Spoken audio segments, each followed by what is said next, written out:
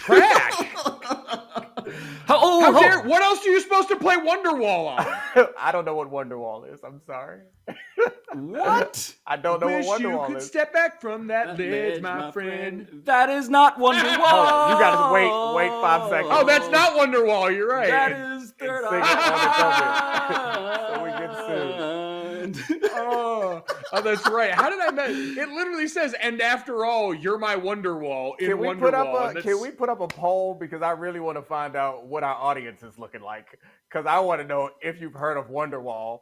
Because sometimes Greedy does this on Get Up. He puts out polls. That's a good idea. The polls just tell on him so much, or they tell on his followers so much. It's outrageous. I think I convinced him to put up like a music poll before. It didn't go well. I was like, Greeny, I think I know something about your audience. And then there's like Odell Beckham questions, and everyone's like, oh, he's a diva. I was like, okay. I know who called.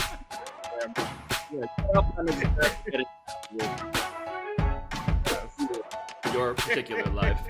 But let's get Alabaster. Let's get on that. Do you know the song Wonderwall? Never heard it before.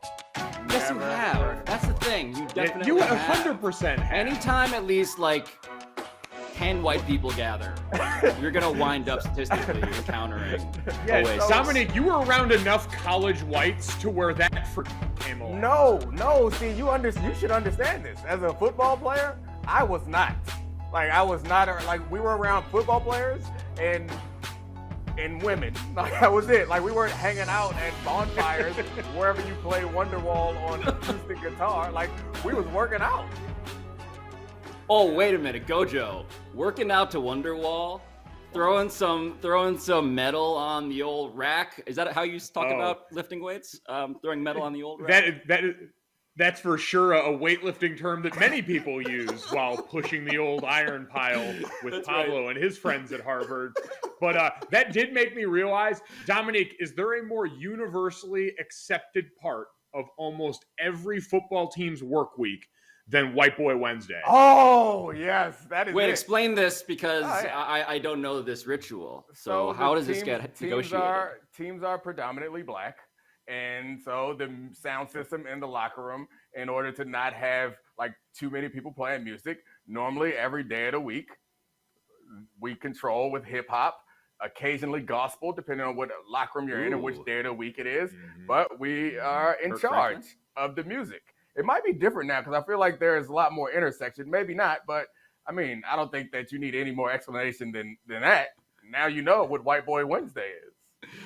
If you were to go by a practice field on a Wednesday, you are probably more likely to hear a little Toby Keith mixed in there, probably some like Avicii or old school dubstep thrown in, and then every other day. Let me be a little more accurate. 182. Like, we call it White Boy Wednesday. However, it's more like O-line Wednesday, because like I feel like the chances are many of the white boys in other positions, like they appreciate the music in the rest of the days of the week. And that O-line you're saying they're a little. You're saying the rest of the skill positions skew a little more Travis Kelce than Cole Beasley? I mean, actually, I can't even say that. Cole Beasley Cole got albums out. I think that Cole you should have went with not listening to Guster Gojo. Come on, you should have gone with the Kelce brothers, like the Kelce brothers. Yeah, that is true. Pablo, I'm sure that joke that you made was funny, but I don't know who that is. A real laser focus, a laser to the heart of a bonfire around which we're listening to people play an acoustic guitar. Ooh, low key, on the list. Low key on the list. On the list. Should we explain to the audience what the list is? It's up to you. I don't care. Probably not. It's probably not. Probably not. Pablo, you got the green arrow. Take control of this, man. By the end of the show, just tweet us and let us know if you figured out what we were just talking about. This is, in the meantime, Debatable. It is a fake television show where we debate some things that might get us fired if you actually do solve a mystery. I'm saying the people who are tweeting us, their boss is going to see where they're tweeting while they're at work and then get fired. Yeah, so for legal disclaimer purposes, we are not responsible or liable for anything you may tweet us. But we do debate things that may not otherwise be discussed or debated on ESPN. Jump pass. That is Domonique Foxworth receiving a jump pass. That is Mike Golic Jr. leaning back on the couch where he eats snacks while doing this fake TV show. Alabaster, save us from ourselves. All right, guys, it's time for some trending topics. And our first trending topic How far can you see the Pats going? I like topics where it's like, hey, if you didn't pay attention to sports for like a year, you're still good, right? Like, hey, you know who's good now? The Golden State Warriors. You know who's going to be in the NBA Finals? LeBron. You know who's maybe the best team in the AFC this side of the Kansas City Chiefs, who also are good? The New England Patriots. So there are some things that are different about this Pats team, but a lot of it is the same. Mac Jones, the head there, who is the quarterback, who was like playing with parental controls on for a long time. He seems to have finally gotten to use adult mode of the quarterback sort of playbook. But yeah, Super Bowl. That's where I can see him going because, hey, that's the life I've lived for 20 years. Yeah, I think it's a combination of understanding the pedigree there and understanding that they're going to be low mistake, good defense, ball control, game manager. However, it seemed like Mac Jones is elevating out of the game manager portion of his tutelage, which it took Tom Brady much longer than it seems like it's taking Mac Jones, which is probably not fair because it's still early in Mac Jones's career. Maybe he reverts back to the game manager, but this question is less about the Patriots to me because with the exception of last season, the Patriots have been competitive. This is about the rest of the AFC. Like by this time of the season, someone has normally pulled away. There's a couple of teams that were like, yeah. Nobody is doing that. We're looking at the whole AFC with like confused looks on our face, wondering if they're good or if they're not good. Some teams, I think the Titans have the most impressive resume right now. And they demand the respect that we refuse to give them because we watch the games. No, we watch correct. Them. Yep. Correct. Are we going to even talk about the Titans at all today? They're on like a whatever million-game winning streak. We don't care. Yeah. Why? Oh, my God. Alabaster's actual hand, startlingly more alabaster than I last recalled it. Was he using a small cat hand for the rest of the day, too? He changed it up on us, and I couldn't tell if it's wearing a glove or if it's a kitty hand. Oh, gosh. Oh, yeah, God, I don't like seeing your actual fingers with it on, too. It really, it's like seeing a character take the hat off at Disney World. Not that ever happens. Never. They're all real mascots. Real. Ever. Yes. Love you, Papa Mickey. This is all, like, the Patriots, I can see them making a deep playoff run. I don't know if you can win a Super Bowl with Mac Jones playing quarterback, even as well as he has progressed right now. But this Patriots team is fun for reasons that nerds in football won't want to talk about yet, is that they just whoop people's ass up front. All the live long day. Like, this was a body bag game for them up front. And they do it in a way that you don't have to be some expert of the trenches to understand. They got two really big guys that play on the right side of their line in Shaq Mason and Trent Brown. Trent Brown, who has my respect because he wears his low socks every week and gets fined by the NFL and says, I don't care, I'm rich, I'm going to do what I want. And they just let those two beat the living hell out of people, and then they'll pull the little guys on the other side and let them do fun stuff. And they know that you know exactly what they're going to do. And it doesn't matter. They'll mix in some screens, they'll mix in some reverses and fun stuff. But at the end of the day, they want to punch you right in the face. And they sent a message to a Browns team that had been winning games along the line of scrimmage on the other side that not only is that offense built to party, but that Patriots defense up front with Judon and the rest of those guys knew exactly who and what they were about during the last few months, and they've been building this thing for November and December football. So you're right. The Browns had just blown out the Bengals. Now we have this food chain developing where the Patriots are basically, eating everybody in succession. I do have questions, though, now that you mention it, Gojo. Like low socks, why does the NFL care about sock height? What's the deal with that? You guys are familiar with these protocols in ways that I am not. Why does sock height matter at all? It feels just like control. Uniformity is important to the NFL. They want to be able to sell to sponsors. They're concerned about anybody being too individualistic, which may be changing now, but for much of the NFL, like they sell the logo much more than any other league sells the logo. So I think it's more about making people look interchangeable and putting the attention on the quarterbacks and the logos. So follow-up question then, because that's an actual business answer. Has anyone small been named Shaq? I don't think so. Well, no. I mean, Shaq Barrett. Like if you're out, Shaq Barrett's still big. Shaq Griffin. Yeah. But I feel like people call him Shaquille though. Actually, I don't know that I've heard anyone call him Shaq too much. I'm just saying it's a big burden, parents out there. If you're gonna go with Shaq. Yeah, I feel like the doctor, if you're not 6'6" and your wife or the mother of your child is not at least 6'2", I feel like the doctor should be like, nope, Shaquille's off the list for you. So, I must be this tall to name your child Shaquille. Yes. I like a name approval per officer in every hospital from now on here. Just kind of looking at the charts like, your kid's going to get bullied. Back in the pile. Yeah, no, we're going to veto that one by committee. Yeah. We're getting dangerously close to one of my favorite topics is how we just take names and then y'all give them up. And then eventually they come back around and you take them. Then we come and get it again too. It's just, I very much enjoy it. We, they, y'all, you can figure it out. Has that happened with Ruth's? Ooh. I feel like Ruth never made its way across the aisle as much. Nah, I think Ruth just got aged out. It didn't. Well, actually, I feel like Ruth. Yeah, I know a couple Ruths. Surprisingly, I mean, they're young Ruths. This is like the old retard term, but I didn't know we were still making Ruths. Is kind of where I thought it was Ruth Bader Ginsburg. Ruth Bader Ginsburg, Dr. Ruth, I imagine, and that was about it. And I see those people as honestly interchangeable now that I try to visualize them in my head. Dante is one of my favorite confiscations. Like, y'all had Dante, took it. Give me that. We're Dante's now. As soon as there's like so much so, we have a white Dante that we have to distinguish because of that in the NBA right now. Yeah, correct. Actually, white Dante. I get the feeling that the NBA's white Dante is very comfortable with the name Dante. But there was a time in the history of the world where the name Dante, he wasn't thinking that he was going to be looking as handsome as me. It's just wasn't going to have the rich mocha tones. Oh, well, Tangent. Wonder what Tangent's name actually is, considering his... What is Tangent? Oh, you don't actually know who that is? Who is that? George Hamilton, another. Oh, I know George Hamilton. Very high-end person across the aisle. Yeah. Pablo, you got the green arrow. Take control, man.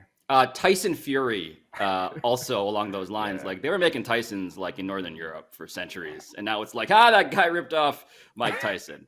Feel bad for them. Anyway, where were we? What were we talking about? Patriots. Super Bowl. Yeah. So, my question. By the way, go ahead, Gojo. Yeah, go ahead. Oh, no, I was just going to say that you guys brought this up with Mac Jones, but I feel like based on how he looks facially and also just body comp, he does actually kind of look most like the quarterback who I would imagine is actually just a bunch of kids stacked on top of each other wearing football pads playing the position. He does. Great call. Also, Mac Jones, you hear that name? I'm not imagining Mac Jones.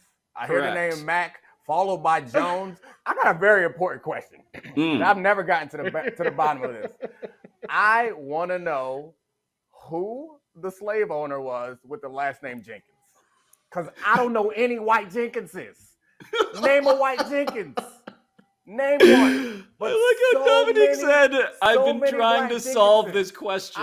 This is an age-old question because when I hear the name Jenkins, it's always a black person. But of course, if the last name is Jenkins, it has to come from somewhere, which, I mean, they weren't printing Jenkinses in the motherland. You came over, you got your name taken, you were given a last name, and Jenkins feels like universally a black name. So if there's a white Jenkins in South Carolina, I bet they are so rich. So rich. Incredible. All I can imagine now is Domonique doing like an 8-part podcast project for the Undefeated called The Jenkins Project.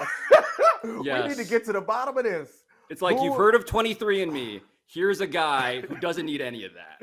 I was number 24. 24. 24 and we. Man. And then the subtitle is The Search for Massa Jenkins. That is it. That is it. And we're done. Oh, tweet the link. By the way, oh yeah, I need to do that. No, and I will say this. Yeah, Alabaster is saying this right now, knowing Alabaster. I want to hear you cop to the fact that you didn't send us these links in time because I got 10 minutes into the show after you finally sent it. Yeah, that's my bad, guys. Yeah. Yeah. Yeah. So should I advertise this as The search for. By the way, yes. While we're building off of that from Domonique, I do want to go back to what he talked about with Mac Jones. Tell me if I was out of pocket for this one. When I heard of Chet Holmgren, the basketball prospect who's now at Gonzaga, I originally thought it was more likely that we were having black guys named Chet than it was white #1 overall basketball. Wait, Dominic, have you seen Chet Holmgren? Have you seen this dude? I have. Yo, man. I knew that would get Dominique. Face of the league, bro. Yo, I don't like that pose, that by the way. That inseam. Give him some quad. Give him a little bit. Do we have sponsors? Because if not, I feel like Manscaped should sponsor the segment where we show up close pictures of college basketball players growing. Like we need to get them in here because somebody is taking care of business. That's right. That Name, true. image, and likeness. We also want a piece of that pie. I want to follow up on something important that Gojo said earlier also.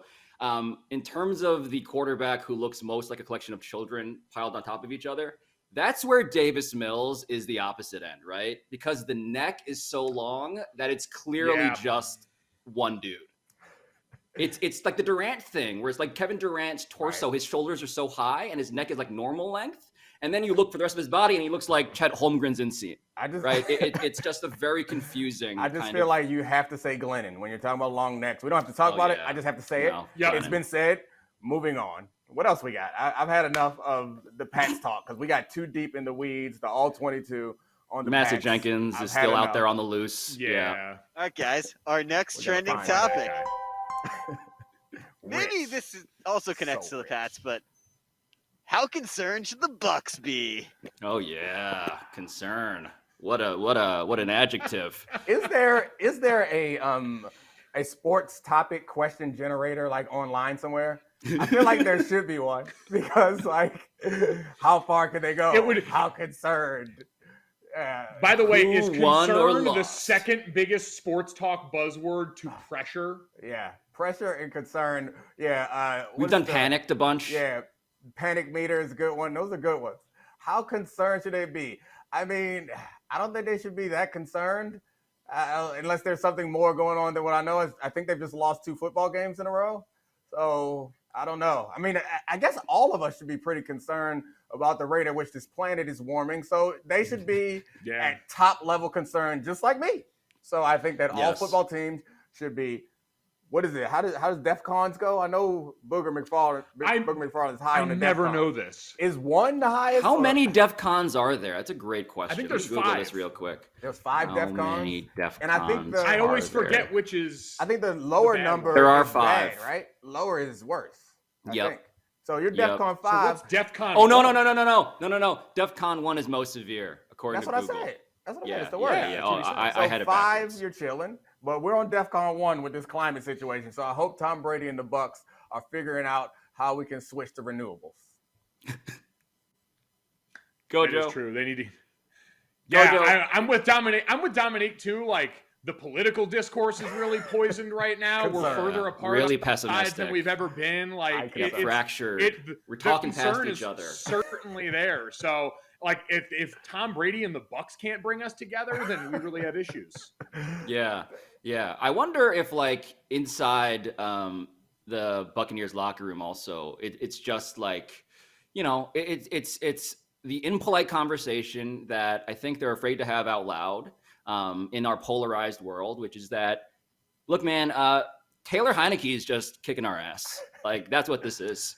Hey, That's what this is. I'm proud of you and I'm proud of me. Because we took us so far afield that Pablo had to bring us back. Like, how far afield can we take it so that it gets Pablo? And I want to be very clear about this. Taylor Heineke analysis. As I leapt into the air with the basketball of Taylor Heineke, all of my jokes that I wanted to go to were very much in the vein of what you guys were talking about, as Taylor Heineke's personal history is concerned. Yeah. So I want to commend myself for the restraint, for obeying a question that, again, is made by an automated question generator. Alabaster, said automated question generator.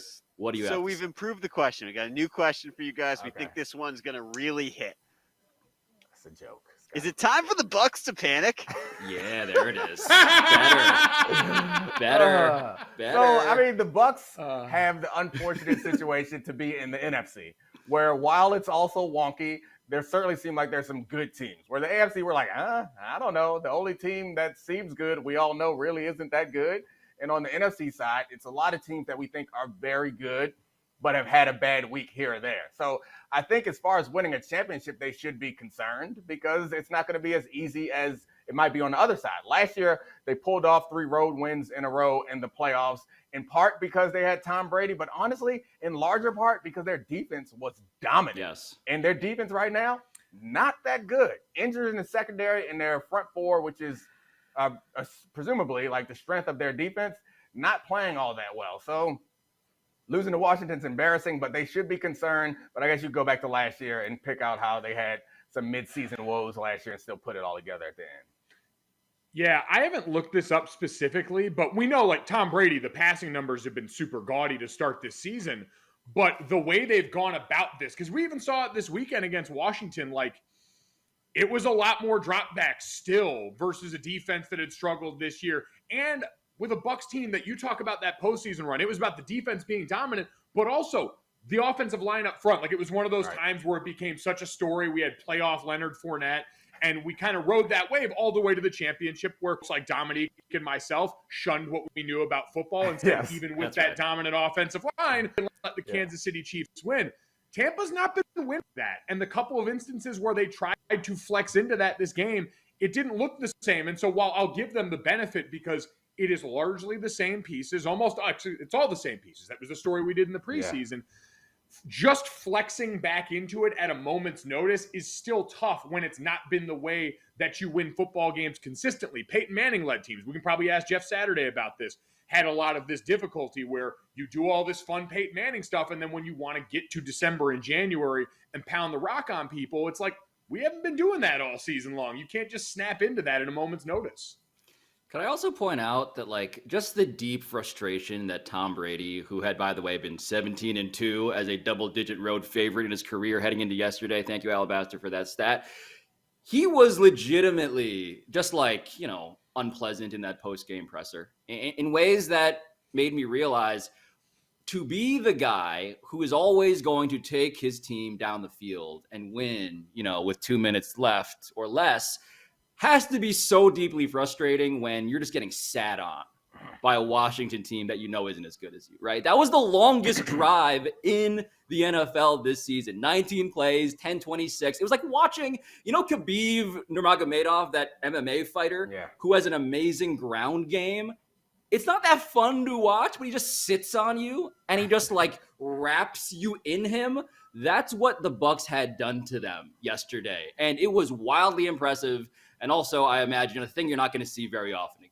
Yeah, and it wasn't popular to say last year because the Bucs won the Super Bowl and they dominated the Chiefs in the actual Super Bowl. But what they did wasn't really replicable, like the way that they won all those games leading up to it. So if you bring back all the same players and you're presumably trying to have the same team, you want to have similar results, obviously, at the end. But the result was they were beatable in every single playoff game except for the Super Bowl. So if they're going to try to replicate that, chances are you're not going to win the 3 in a row that you need to win to even get to the Super Bowl where you have a decided advantage.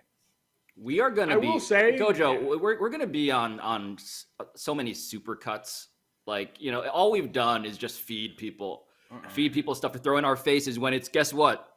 Bucs, Patriots in the Super Bowl. But please continue. Well, honestly, that's all my goal is in life, though. Like, every time they roll out one of those montages, I'm always offended. I'm like, all right, clearly I have not arrived in a place in this business yet where I have really ascended if my dumb take is not included in someone's, like, player or, like, personnel group built montage that the teams put out. Like, I want to be one of those takes they put out in script where it's like, where they would do like Colin Cowherd, but they make the footage black and white of him saying something about Baker Mayfield. And then all of a sudden his take gets thrown into the fire. Like, I want to be that guy. The Inception sound effect is being thrown in as like a transition effect in between these takes. Yeah, I think I got included in a Seahawks hating tweet last year. I was pretty proud of that. I was actually in a Baker Mayfield one at the beginning of the year. That's right. You were just listening though. Yeah, but I didn't say anything. It was just my face, and it was really disappointing. So I must have gone down from where I was before, because last season I was good enough for people to think that it mattered to dunk on me, and then this season it was like, let's just show his face. We don't care what he has to say, so it's not a full dunk. What a sick indictment of this industry. Because like on the opposite side, I always said my biggest career accomplishment as a football player was staying off of Aaron Donald's highlight reel for the draft coming out of college, and now I want to be on someone's highlight reel as a broadcast analyst because we're sick and we're poisoned and diseased. Yeah. Oh man. Alabaster. What's next? Before we move on, Gojo, I think we can get you there. I'll ask you this question. Are you ready to say that Tom Brady's washed up? This is the wake reel I actually don't want to be on. That one's a bridge too far for me. I can do a lot of these other ones. I am a coward when it comes to Thomas Edward Patrick Brady. I can't do it. God, I panicked. I flinched the minute I got the opportunity. Flop sweated immediately. That's why you're never going to make it in this business, Gojo. That's why. Your dad's always going to be better than you, Golic. Oh, man. My dad, one of the few who went after and said Patrick Mahomes in no way on God's green earth would be able to do what he did his first season as a starter here. That is why I'll always be playing second fiddle, both hairstyle-wise and take-wise. Oh, my goodness. We're not doing a second show about your dad's hair. I refuse to let it happen. Don't bring it up. New topic. I don't want to talk about those beautiful wavy locks. Yeah, Zaddy knows best. Alabaster, what's next? Okay, our next topic.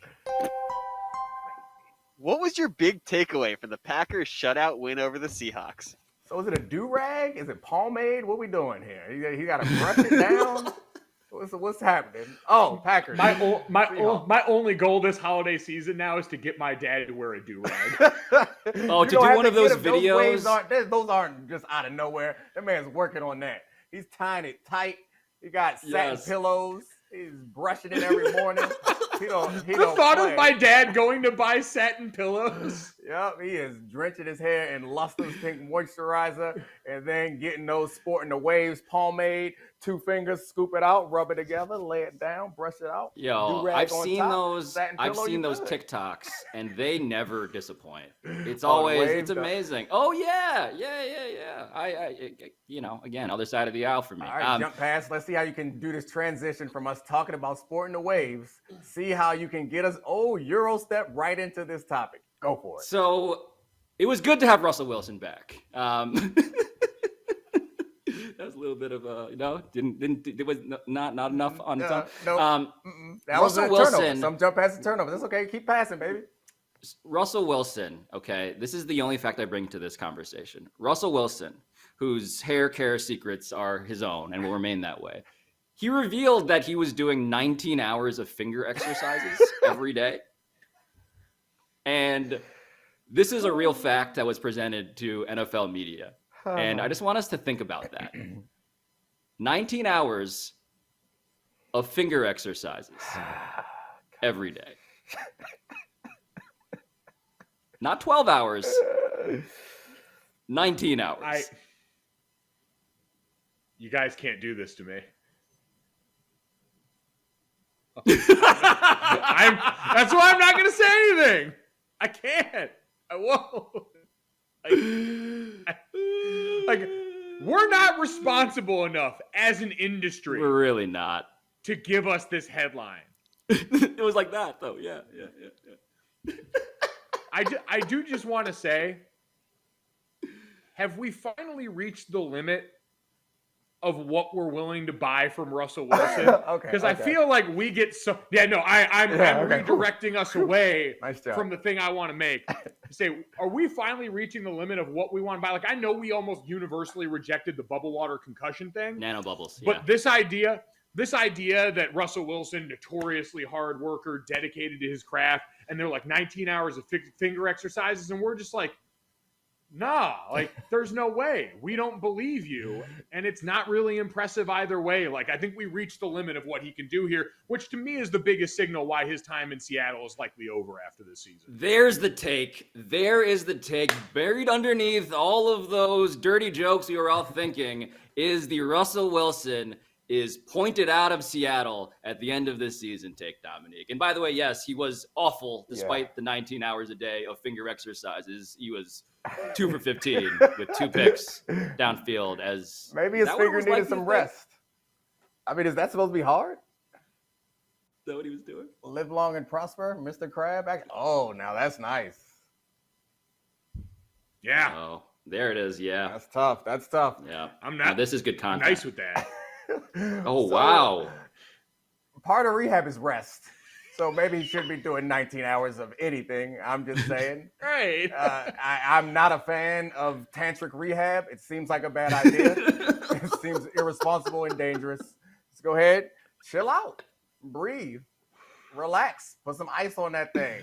It seems, I guess, in order to do that, you have to do other things. Like you have to you have to eat with your left hand, I guess, and wipe with your left hand. And wouldn't that be both of those activities be rehab? So is that how he's getting away with it? That's how he's getting Wow. away with staying 19 hours, is he's counting everything? That's what I mean. Like what activity isn't finger rehab when you really think about it? Outside of soccer? I feel like you're risking infection with a lot of that stuff. Like you chill out. You gotta put the hand off to the side. Don't want to get any food in it. Certainly don't want to get anything else in it. But I guess the wound is closed up by now. But the real important part of this is the numbers that Alabaster's been sliding in there. Is he was just bad.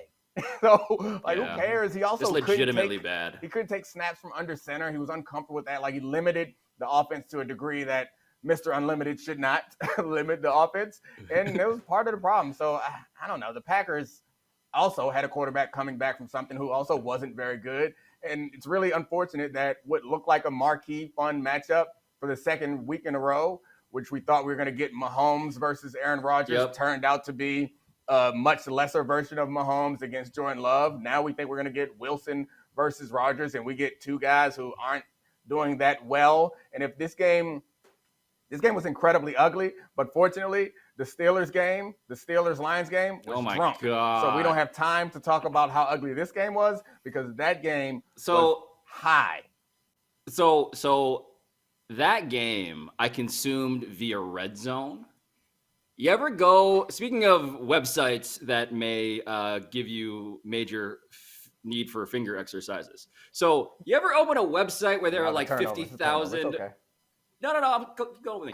If you go to a website where there are like 50,000 pop-up windows and you're like trying to close out of all of them, you're like, no, I don't want this. I didn't No, a Great punt, pass. a fumble, a turnover. No, get this out of here. I judged too soon. Sunday was just that because I kept on getting brought back to that tie.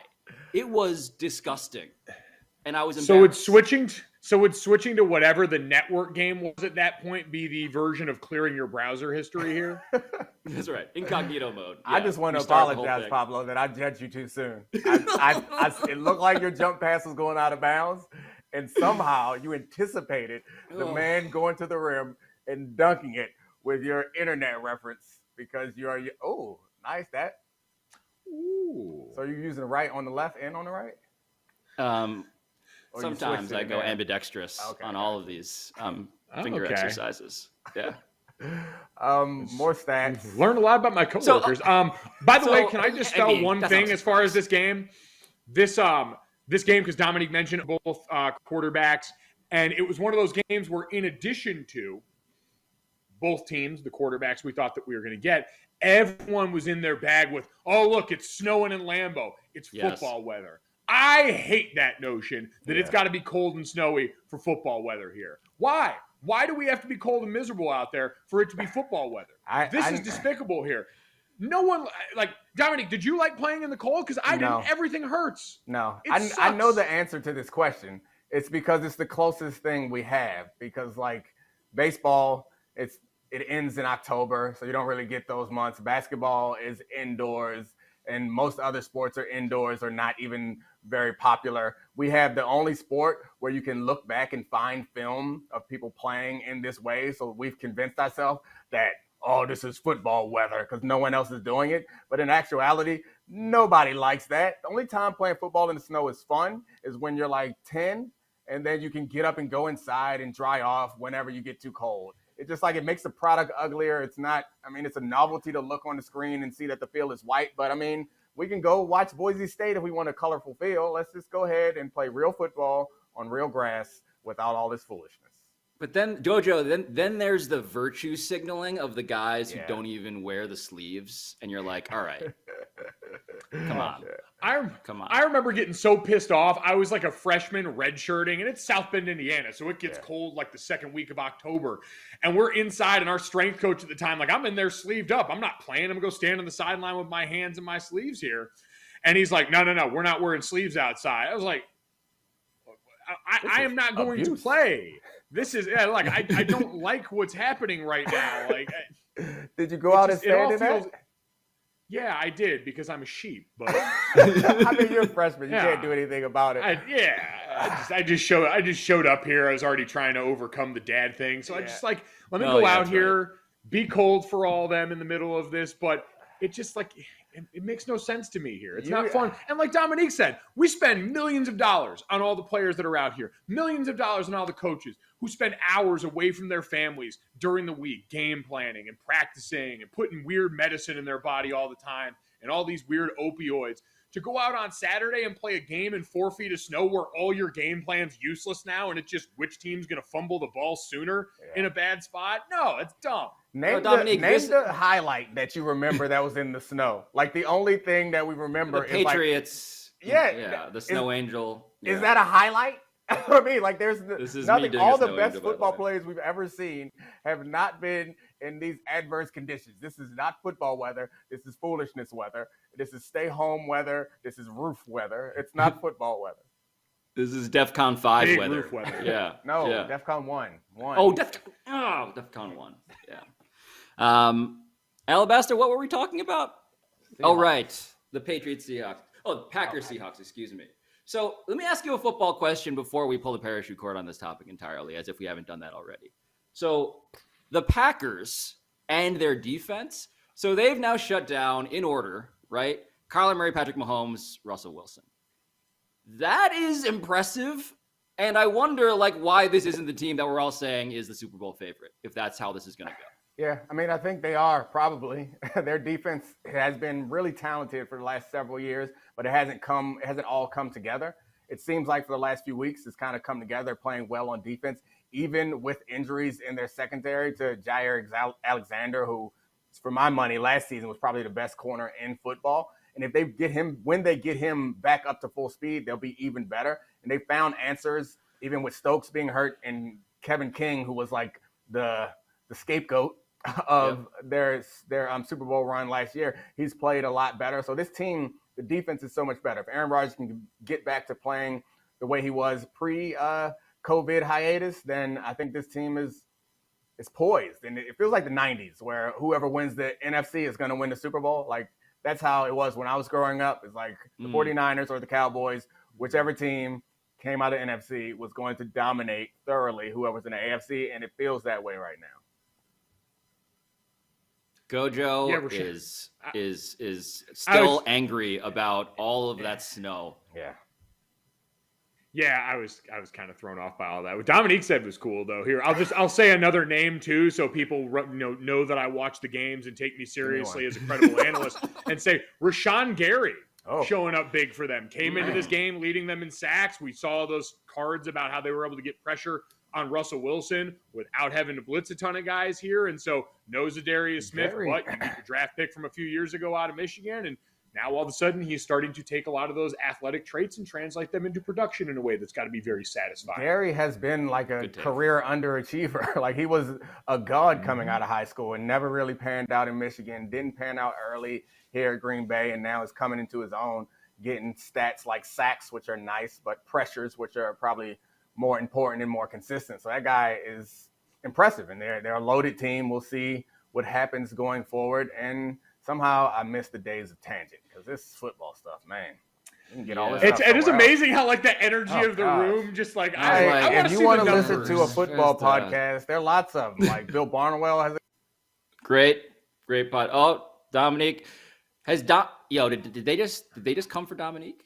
Is it over? Oh, is that how this ends? His run with that face, froze it in carbonite? Wow. DEFCON 1 Foxworth household. This is how it goes. Domonique preserved in amber. The last, you know what Gojo. You know, as we hold a funeral for Domonique Foxworth here, let's just point this out. I'll begin with this eulogy. Domonique Foxworth was a great friend. He didn't care about debating sports at all. And I'm just glad, Mike, I'm just really glad that this is hard for me to say. Oh, my God. But it's okay. Take your time. He died as he lived, complaining about talking about sports. And I'm just glad that that's how it happened. You know? It's beautiful. It's beautiful. And you know what? The only thing I have in a way of regret for Domonique, because he lived such a full life. He accomplished so much. Beautiful family. We got all those pictures of him getting burned by really talented NFL wide receivers. His wife is way cooler than him. Yep. Way better dresser. I just really feel bad that he never got to accomplish his dream of finding that one white Jenkins.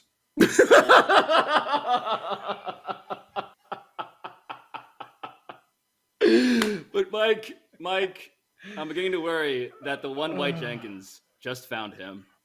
Oh, God, a reversal. Oh, no. We're going to have to get in touch with Ashley and make sure it wasn't. That is the face of the man who just saw the one white Jenkins walk into the room. It's you. Oh, I've been waiting for you, White Jenkins. Oh, no. By the way, this is the second week in a row on Monday where Domonique has failed to plug in the apparatus that shoots him he does. And has hit die process here. It is remarkable consistency. Last time he stuck the dismount right as we were going off air. This time, not so much. You fail to prepare, you prepare to fail. Let's just show you. This is what's happening on Debatable. Hold on. This is how the sausage gets made. I should really start plugging this thing up. Yep, that's how you use that idiom. Plug it up. Back in 10. So, Alabaster, how are you feeling while Domonique is doing all of this? I'm feeling like we should move towards the end of the show. So we're going to skip to Probably good call. We'll knock out a couple of these. Yep. All right. Oh, can we take turns as Domonique though? Yes. Like please do. Oh yeah. Him? Please do. Yep. Okay. Our first one. If the Chiefs look like the Chiefs again, then blank. All I can think about is how Domonique made fun of an automated question generator, and here we are with the definition of an actual question generator. Do you want to answer this first as Domonique or as you? Ooh, great point. Oh, hold on. Let me see if I can. If the Chiefs look like the Chiefs, no, this is a bad Domonique. Why is that your Domonique impression? Oh, you know what I've realized in all this is, thank God Domonique came to bail us out, because Pablo and I both, I think internally, had the same realization that as much as we think we know Domonique, neither of us was capable of mustering a version of him for an impression that we would be proud putting out onto the internet here. That seemed to be the sinking dread in all this. So Domonique, thank you for returning back from your quest for the one white Jenkins. Yeah. There we go. I'm back, guys. Sorry about that. Yeah. We gave you a eulogy on air, and then you lived, which is disappointing on some level for us. That's hurtful. This is like coffin flop. My bad. So I just need to plug my computer up. I never plug it up for the show, and then the battery dies, and I'm going to start doing that. Domonique, you came back just in time for the automated football question generator to ask us if the Chiefs look like the Chiefs again, then blank. Which, I mean, that blank could be anything, Domonique. It really could be Patrick Mahomes winning another MVP. Yeah. Could be Andy Reid opening up his own barbecue chain here. Possibilities around. What a life it must be to be a producer of a TV show. What a life it must be. There's the Domonique. What a life it must be. Like, no, we are not going to produce a topic. We're just going to produce an open-ended question, like how concerned should the Bucs be? And if you're going to give us open-ended questions, I'm going to take us to climate change and race talk. Like these are the things. So you will either learn your lesson or stop inviting me on the show, because I don't know what to do with this. Like the Raiders played a lot of cover 3. The Chiefs, throughout the course of the season, the storyline has been the Chiefs have struggled against 2 deep coverages. So the Raiders didn't do that. So the Chiefs cooked them. So, and I'm also someone who doesn't believe that the 2 deep coverages or the 2 high safeties is something that the Chiefs' talent and scheming can't overcome. So I don't think that that's the only story with what's wrong with them. But it really helps to play against a team that's like, you know what we're going to do? Play cover 3. A snap. Cover 3. Cover 3. The cover 3. The cover 2 thing, Domonique, it did go, Joe. When Domonique said a couple of shows ago that was the second defense they invented and we're still confused by it, it really did stick with me. It's all I can think of now is laughing at cover 2 as some sort of defensive novelty. Yeah. Well, I love, again, like the notion of the simplicity of all of this, that maybe the Raiders' thought process was like, all right, man, they've been getting them with cover 2. No big plays. What's better than 2? 3. Now we got their asses. We're going to put 3 guys back there and put their ass in the jackpot. Clamps on them. So their ass in the what? I don't know. Oh yeah, there's that. There was that overheard footage from like that MLB game where like a manager was or an umpire at home plate was like, "They have my ass in a jackpot, Charlie," or something. It was another like plugging it up. What does that mean? I don't know, but just like what is an actual jackpot? I don't know. Hold on. I don't know. You guys, know what a jackpot is. Like you won, but I'm sure that term comes from something else. That like, I don't know. What could it be? Honestly, that feels like something that White Jenkins would have had around. It does. It seems like some sort of something you would use, a mechanism to control population. Like, you keep acting up, find your ass in a jackpot. Yes. Or is a pot? Oh, it's a pot so many with jacks in it. You throw a bunch of jacks in the pot. I don't know. Yeah, I feel like this Chiefs topic has run its course. There's some good. What does our ass in the jackpot now mean? Okay. I'll click on this while we mull this over. There we go. Hopefully no pop-ups show up. Did I? Oh. Did I? Oh no. Oh. I gotta go incognito for a second here, guys. This is I just had a really horrifying thought. Alabaster, read the next question now, or I am going to say a thing. Okay. I'm a little bit embarrassed to put down the next question. Oh God. Oh no. The sound effect has never sounded sadder, by the way. Just that, the wobble of a man's confidence is what that was. Oh, I'm embarrassed. But just give it to us. If OBJ makes an immediate impact tonight, then blank. Yeah. Then we'll be put here this question tomorrow in the jackpot. asking if the rest of the NFC should be concerned and should the NFC West panic because Odell Beckham. Domonique, you're missing the really good one in all of this, which is if he makes an immediate impact tonight, then tomorrow we'll get to someone back and say is, should the Cleveland Browns regret picking Baker Mayfield over Odell Beckham Jr.? Man, there you go. I did your job for you tomorrow. Tomorrow it is done. That was magnificent. It's in your blood producing this. Oh, I want to answer the previous question now, given that wisdom. If the Chiefs would do whatever, blah, blah, blah, now we can call them chokers again, which is great. That's good news for us. And for this one, you're right. We got to spin this ahead to just calling everybody chokers. As many people as possible choking is the way we answer these questions now. I mean, speaking of chokers, can you imagine why that was ever a thing? You remember when girls used to wear those, the little choker thing that went around there? Oh, yeah. In like middle school? What was supposed to be the appeal or like functional ability of that? I understand function doesn't have a lot of place in fashion, but that was just one I'm generally like, whatever, like, women's fashion is sort of like a mythological beast to me. I don't understand it, but it all looks pretty cool most of the time. I think it looks infinitely cooler than men's fashion. Someone's got to explain the choker. I'll explain it to you when we're not on air, because my theory for why the choker is appealing is I'm already afraid of this certainly theory. will get us all fired. Already afraid of this theory. OBJ, he's awesome at football, and he gets open a lot, and he's going to score a bunch of touchdowns and make one-handed catches on Monday night, and we're going to forget about all the foolishness that happened in Cleveland. Wait, I have a question for, I guess, Gojo. Maybe you're the right person to direct this question to, because what I did not know, I mean, so look, here's the football context for this question. I'll take it seriously for a second here, right? So Robert Woods tears his ACL on Friday, right? Literally the day that they signed Odell Beckham Jr. It's one of those cosmic things that you're kind of like, is this a coincidence? It must be a coincidence. Like, how else would you, I mean, that's crazy to suggest otherwise, right? So let's just put that conspiracy that I just raised aside. But now I'm wondering, okay, wait, Robert Woods apparently is like key to the whole run blocking scheme. He's like he's maybe the best run blocker in the NFL.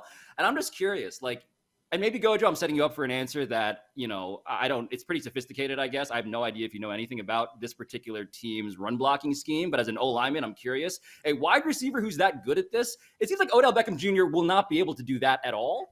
And I'm just wondering how big of a deal that's going to be.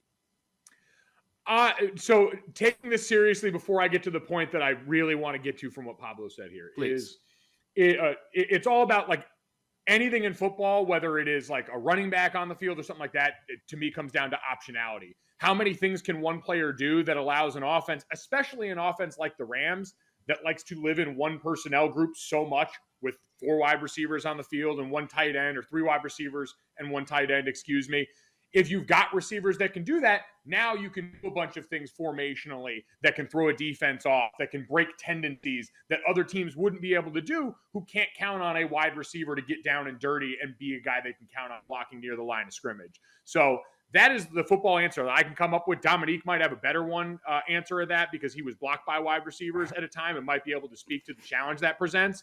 But I also just want to ask first, does Robert Woods and that unfortunate injury while this trade happened qualify as Alanis Morissette ironic? Well, to address the football stuff, I'll leave the Alanis Morissette to someone who's probably more comfortable with that topic. Pablo. So who knows who Alanis Morissette is? I do. I know who that one is. So you stop it, buddy. I don't know. It's not like the Dave Chappelle. Who in the hell is Renee Zellweger? That's exactly where I was going. I was just about to say, I can't pick her out of a lineup if she was standing next to Renee Zellweger, but I do know that she sings songs. But, I mean, I think Odell, maybe he's not a great blocker, but he's a willing blocker. And I don't think that anyone's running game is like predicated, or all their runs are predicated on how well the receivers block. Like, I think the difference between good runs and big runs, that's when you start talking about receivers blocking downfield. That's how you get those big plays. But I'm not sure that it is, I am sure. I was stalling so I could look up my stats, and it appears that why are you looking up stats right now? The Rams. You have a keyboard underneath there? The Rams are 29th in the league. They're 20. Yeah, are you doing a Minority Report? What is happening? According to my mental computer, the Rams are 29th in the league as far as runs for over 20 yards. And they're 17th in the league for runs over 10 yards. So it doesn't seem like that's what their offense is. Like, as good as Robert Woods as a blocker, it doesn't seem like they're breaking these monster runs time after time. So what he brings in the passing game, it doesn't seem like they're going to lose anything in the running game based on what my computer tells me. You scroll down, one of Domonique's children, like in Snowpiercer, is operating a computer. They're in school. Like small, brutalized hands just doing the work of their overlord. Alabaster, I think we solved that. Man, my kids, I am clearly, you don't live here. I am not the overlord. I'm the bottom of the totem pole. Fortunately, we don't have back pets. of the train? Yeah, I'm in the back of the train. Back of the Snowpiercer. I'm keeping this mother sucker moving is what I'm doing. I'm not at the front having caviar. I'm in the bowels of this joint, shoveling coal, baby. Doing finger exercises. Yeah, and begging for somebody to give me enough money to buy 1 pair of Jordans this month. Please, ma'am, can I get some J's? While everyone else is just getting all types of fancy stuff. They are getting all types of video games and bags and clothes, and I just want a pair of J's every now and then. That's it. By the way, I know Alabaster always loves doing the Golic is in his bag thing. That was Domonique in his sad dad bag. Like, that was the most authentic version of Domonique.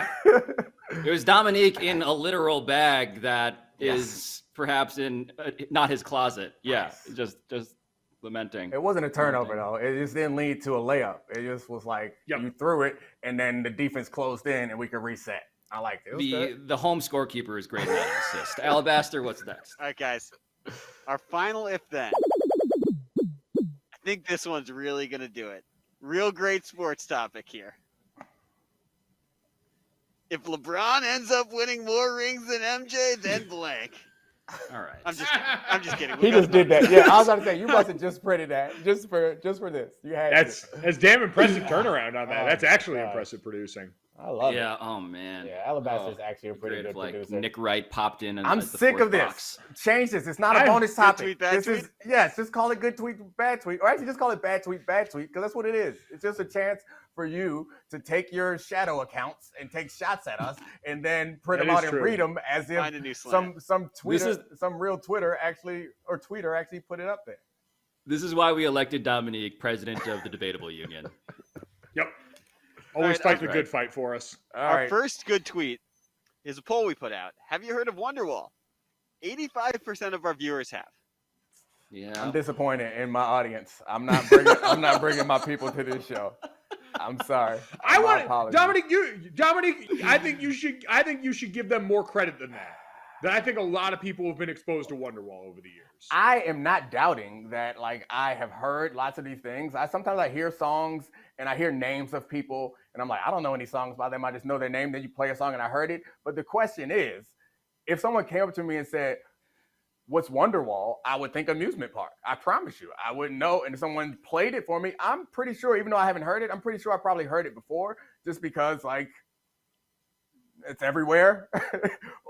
And I just don't know it. So I was hoping that more than, what we got, 14%? All right, let me look this Wonderwall up. I need to listen to this. Proceed, Alabaster. All right. I mean, we should have asked the follow-up question to be fair to our audience. Have you ever thought you knew what Wonderwall is and then started singing Third Eye Blind? Hold on. Which is what Gojo was doing to begin the show. Why would you have a blind third eye? I'm confused. Because it hasn't opened yet, because you haven't unlocked that. You're not, So Third Eye Blind, are they conspiracy theorists? Yeah, they're super Hotep. People don't know that about Third Eye Blind. Yeah. Hotep. By the way, Domonique, 15% of our audience got that reference. Yeah. What would the That's if the 15% that I care about, baby. That's my people. Domonique, if you were going to switch this question go ahead. Oh, my bad. You're good. No, you're good. Switch this question. No, I'm just saying because like 11%, 15% is close enough for it to be a representative sample of this country. So anyway, come back. I was just going to ask if you had a chance to ask this question with a song that would reverse this demographically, what would that song be? I don't know. It'd have to be something from Frankie Beverly and Maze, I feel like, would fall into the category. What do you think? I feel like this is a bad audience because I think that both of you have been around. You just make up a name. Yeah, I should. You just make up a band. Yep. A band? Yep. No, we do groups. We don't do bands. Oh, sorry. See, back in the 85%. That's how it. That's. You're right. Speaking of that, big 85% energy. Our next tweet: Pablo Torre's jeans has heard of Wonderwall. Yeah. That's true. That is when I tell you guys, hell of a callback, that I cried real tears watching you got Elle and Domonique roast your jeans. Gojo, I thought of you, man. I thought of you during that whole thing as I had time because there were 47, I believe, of those jokes. I was like, Gojo would have appreciated this. So I just typed Wonderwall into my Apple Music and it said, "Are you sure?" Based on my history, I think that I'm gonna get a message from Apple like somebody stole your phone. Someone is trying to access Domonique's account. Oasis. Yeah. By the way, I am so pissed in all of this that all of those computer user-generated questions prevented us from talking about the airport ham that I saw yesterday. That Pablo's jeans would have 100% been the culprit of. Pablo's jeans carry around airport ham in their pockets. There it is. There it is. Oh, we should name the ham. A lot of, yeah. That's Ham Newton. He's back. Childish Hambino. Cam Newton is back, in case you guys didn't know. He took off his helmet to tell us all that he was back. In 8K. In 8K. Now, That was Phantom so Cam. are we going to get a lot more of this? Because the players now know that the mics are live in that moment. Because we had the Aaron Rodgers. Like, the mics didn't used to be live. Yeah, the that's Aaron right. Rodgers. So Cam Newton saw the Aaron Rodgers and said, I'll one-up you. I'm back. Cole Beasley is about to sing back. Wonderwall, but rap it. He's going to rap And Wonderwall. after all, you're my Wonder Wall. Oh, man. That's